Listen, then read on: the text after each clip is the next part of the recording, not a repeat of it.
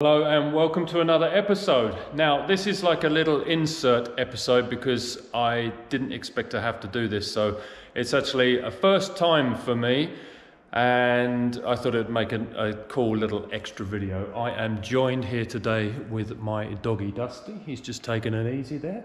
Say hi. So what's happened? Let me explain. Right, this is something that I have touched on many times about over tightening threads and stuff like that, and I have a problem. So in the previous video you watched me remove this engine from my 64 because of some oil leaks and stuff like that. I did the carb rebuild video, etc. So about a year ago, I think it was, when I had this backfiring problem, I took the plugs out to check what they looked like, basically. One of the plugs, when I put it in, it felt like it kept wanting to cross thread, and I managed to get it in straight and tight and stuff like that, but it's still like the other plugs. You should just be able to spin them in easily with your fingers, but still this one plug was a little bit like gritty when you screwed it in, and on a Beetle they're actually quite hard to get to because of the tin where they drop in quite far and whatever. So the other day I actually got this because I decided I didn't want to be in that situation again when the engine's in the car and I have trouble putting the plugs back in.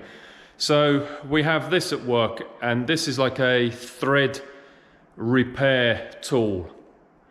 So I thought I would run this in the plug that's a bit iffy. And it went in actually quite fine, you know. It was not an effort to screw this in. And I thought, great, that's good. When I went to screw the spark plug in, it was nice and easy. And I was like, oh, super, job done.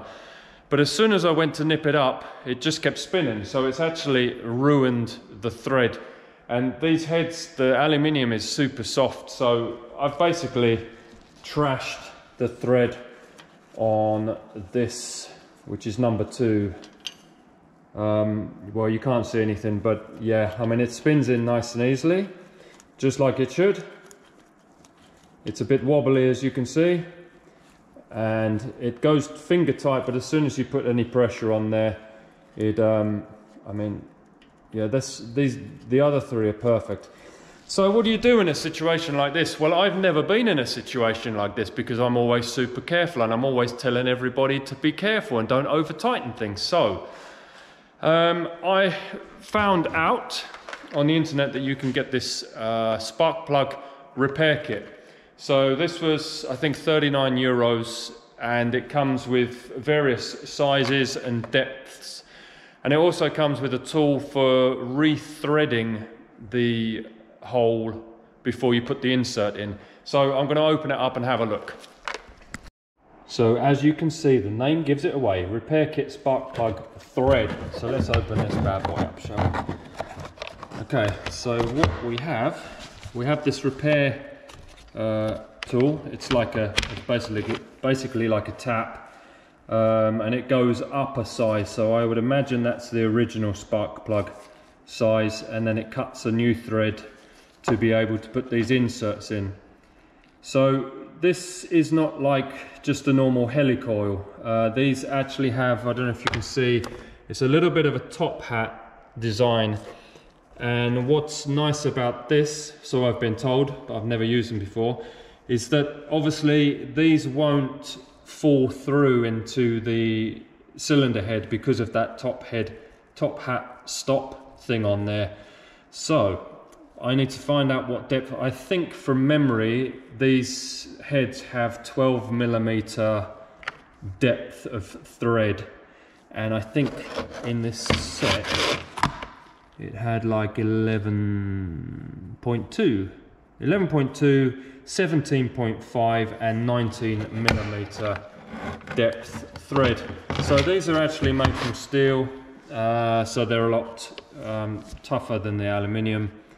So I need to find the right size and then we need to do this. So at first I was thinking I would have to remove this head, but I've been told by experts that you can either put a lot of grease on the tool to re-thread it, and that stops most of the particles from going inside the engine. And also I think I'm gonna do that, and I'm also afterwards, once I've done it, I think I'm just gonna get like a thin tube on the end of the vacuum and try and suck some out. But I would imagine if there are any tiny small particles, they're just going to blow through anyway, so I don't think we're going to do any damage. And at the end of the day, it's only a Volkswagen, you know, it's not a Ferrari or anything. So that's what we're going to do. Let's give it a go, shall we? Okay, so by looking at the spark plug, I just measured the thread on this, and it came out at just under, it's like 11.5, so maybe it's that 11.2 that's in the kit. I also had a look in here and measured that also, just to double check. Let's get a light in there. So you can see that there is a thread there, but it's obviously a bit mashed up. So we're gonna rectify that right now. Right, let's get started. So I have my new tool here, and I'm just gonna put, I think I'm gonna use some of this copper grease. Let's just slip a bit on there, and hopefully this should catch a lot of the debris. And I just went and got a socket, 16mm, I think, yeah, 16mm, but obviously each kit might be different, so obviously you need to get this in nice and square. I'm talking like I know what I'm doing. I'll do a little bit, I think. We'll see, huh? If this works, then I'll be a superstar. Okay, that started to grip now, so let's get the socket. And let's go gently.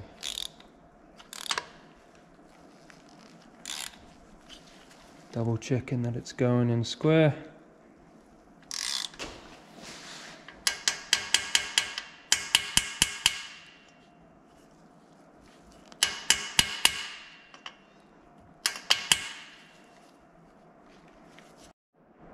Okay, let's double check that these are the right size for these spark plugs. I got M14, yeah, so they are. Okay, so yeah, I mean that looks the perfect size. So this is M14 by 1.25 if I remember, and this is the 11.2 depth. So I think maybe to get that tap started, I might have to open up that hole a little bit, which I'm not that excited about. Okay, now we're making some progress. I used a bit of a combination of tapping it with a hammer on the end and screwing it in, and now it's kind of got past the first part of the thread, and now it's starting to cut the new one. But it wasn't very nice to get it to this stage because there was lots of tapping and inching it through. But I think the thread was so badly damaged that this tap couldn't like grip onto the old thread, if you know what I mean. So it kept just slipping out. But now I've managed to get it through to the next part. I can feel that it's starting to cut, and you can actually see that it's starting to cut. One thing really important that I should have mentioned: before you start doing this, make sure that your cylinder isn't at the top, because you could be obviously screwing this into the top of the cylinder and doing some damage. So just put a, like I did, I got a screwdriver, just put it through the hole and to see, just to make sure that the cylinder's not, the piston's not at the top. So bear that in mind. Okay, always when you're cutting a thread, don't just wind it all the way in. Always go in a little bit and then back it off. And what that does, basically when you're cutting the thread, it all kind of galls up on the cutting tool, on the tap, and it binds it. And especially with aluminium, aluminium's so soft that it can easily bind up. So just go in, it gets tight, cut a little bit and then back it off. And especially something with this, you don't want to mess it up, so just take your time. And yeah, I'm hoping not to mess it up. I'm a little bit worried.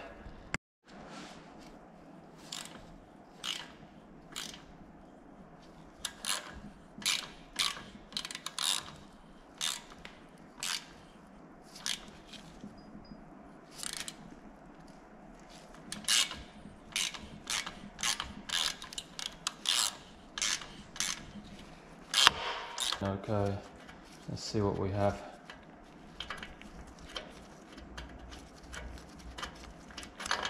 Okay, so you can see, maybe you can see that it's cut up to just about there. But you can see the new thread that's cutting. Let's keep going, shall we? Okay, so I've gone right far in with the tap. I'll go a little bit further and maybe go in and out a couple of times just to make sure that that thread is cut nicely. It looks pretty square, which is good. So hopefully this is gonna work and save me a load of poo. As you can see now, the thread is cut. I can screw it in and out just with my fingers. So it's looking good, I think. As you can see, the new thread, it looks pretty cool. So next up, I'm going to probably blow the airline inside there to hopefully blow out any swarf that's gone inside there. I can actually see when I shine the torch down there. I don't know if you can see on the camera, you can actually see some shavings that have fallen in there. So I think as long as I get most of that stuff out, we'll be good. Right, I just used the airline and loads of the stuff just blew out of there, so I think you can probably see that. I just had a look in there with the light and couldn't see any swarf in there or anything. Obviously there could be, but yeah, don't blame me if you try this and it messes up. I'm taking a chance and yeah. Okay, so I am going to use this medium strength thread locker. And first I make sure the surfaces are both clean, because for the thread locker to work, they both need to be clean. So I'm just going to insert this onto the spark plug, like so. Put a bit of the old thread locker on there.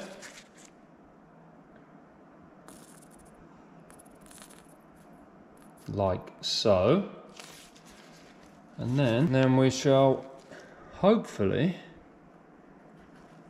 Oh, look at that, ladies and gentlemen. Isn't that just a beautiful sight? Okay, so I'll just give this a little nip.